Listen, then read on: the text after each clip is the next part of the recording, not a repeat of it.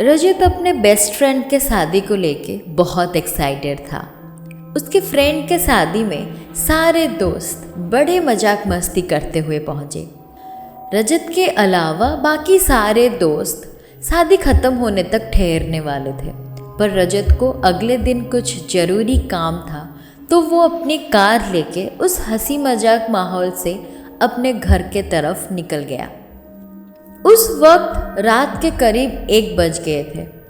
माहौल एकदम साफ था, पर पता नहीं कैसे और कहाँ से आंधी तूफान के साथ जोर जोर से बारिश होने लग गई। बिजलियाँ इतनी जोर से कड़क रही थी मानो जैसे यहीं कहीं गिरने वाली हो।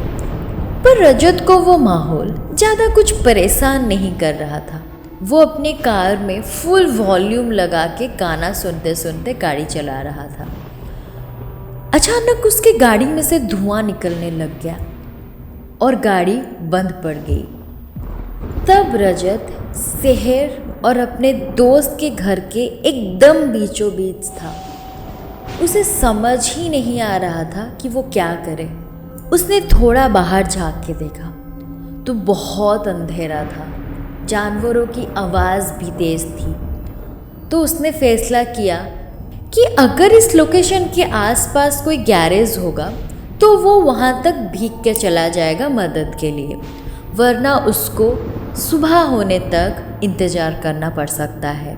ये सब सोच के वो गूगल के हेल्प से अपने आसपास कोई गैरेज है या नहीं सर्च करने लग गया। वो सर्च ही कर रहा था, अचानक कार के डोर के पास एक औरत आके जोर जोर से डोर खटखटाने लग गई। उस वक्त रजत एकदम चौंक गया, क्योंकि वो इस सुनसान सड़क में, वो भी इतनी तेज बारिश में, कोई इंसान होगा ये एक्सपेक्ट नहीं कर रहा था। उसने जब गौर से उस औरत को देखा तो वो बारिश में पूरी तरीके से भीग गई थी। उसका पूरा बदन ठंड के मारे कपकपा रहा था और वो प्रेग्नेंट थी। ये देख के रजत थोड़ा हड़बड़ा गया और कार की ग्लास डाउन करके पूछने लग गया, मोहतरमा, आप इतनी रात को यहाँ क्या कर रही हैं? आप इस हालत में बारिश में भीग क्यों रही हैं? रजत के मुंह से ये वाक्य सुनते ही वो औरत फूट फूट के रोने लगी और बोलने लगी, प्लीज़ मेरी मदद कीजिए, मेरे पति बहुत बीमार है, मेरे पास मोबाइल फ़ोन भी नहीं है ताकि मैं किसी को संपर्क कर सकूं, और मेरा पेट भी बहुत ज़ोर से दुख रहा है। आप प्लीज़ मुझे और मेरे पति को अस्पताल तक ले लीजिए, वरना हम दोनों मर जाएंगे। रजत ये सब सुन के बहुत हेल्पलेस फील कर रहा था, क्योंकि उसका कार भी बंद पड़ गया था और वो कर भी क्या सकता था। तो वो उस औरत को बोलने लग गया, देखिए मेरा कार ख़राब हो गया है, मैं आपको अस्पताल तक नहीं छोड़ पाऊँगा, पर आप अगर चाहें तो मैं आपके लिए एम्बुलेंस कॉल कर सकता हूँ। रजत से ये सुनने के बाद वो औरत गुस्सा हो गई और बोलने लग गई, क्या आपको समझ में नहीं आ रहा? हमारे पास इतना वक्त नहीं है, मेरे पति किसी भी वक्त मर सकते हैं।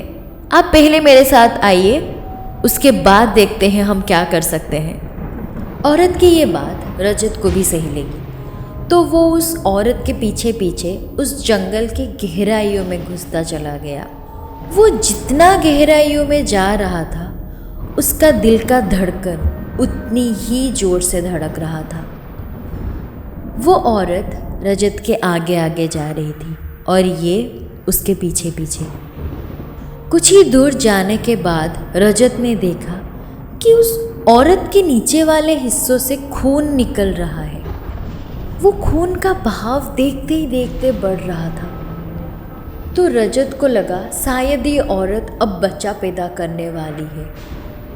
उस वक्त बारिश बहुत ज़ोर से हो रही थी और उस औरत का खून बह के रजत के पैर तक आ रहा था। अब रजत को बहुत चिंता होने लग गया था। वो एक मर्द था तो उस हालत में क्या करना सही है उसको वो सूझ ही नहीं रहा था। ये सब सोचते सोचते रजत जाके एक छोटे से घर के पास पहुंच गया। घर के अंदर से किसी का खांसने की आवाज़ आ रही थी।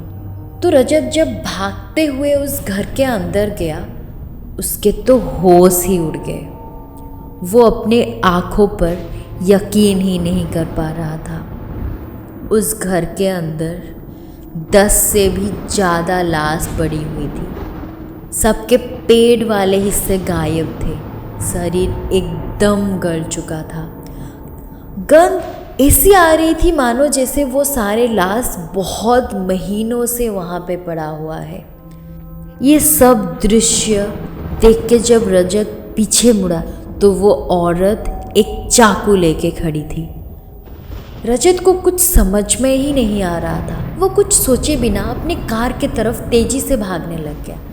पीछे से उस औरत की भी भागने की आवाज़ सुनाई दे रही थी, पर रजत बिना पीछे देखे बस भाग ही रहा था। वो जैसे ही अपने कार में गया, कार को लॉक करके अंदर ही बैठ गया और समय जाया ना करते हुए पुलिस को कॉल करके उसके साथ घटी सारी बातें बताने लग गया। वो औरत दूर दूर तक कहीं नज़र भी नहीं आ रही थी। अचानक वो उसकी चाकू से उसकी कार को हमला करने लग गई।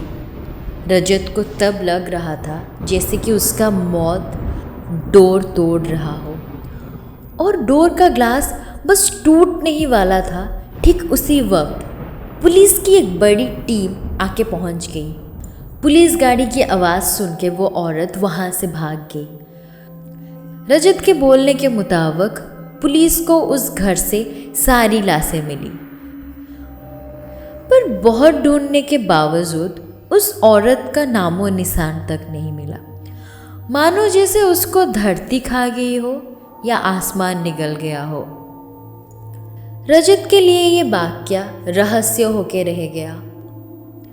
उसको कभी इसका जवाब ही नहीं मिला कि आखिर वो क्या थी, एक भूत या फिर एक इंसान। तो हमारा आपसे बस इतनी सलाह रहेगी, रात की गहराइयों को कम मत समझिए।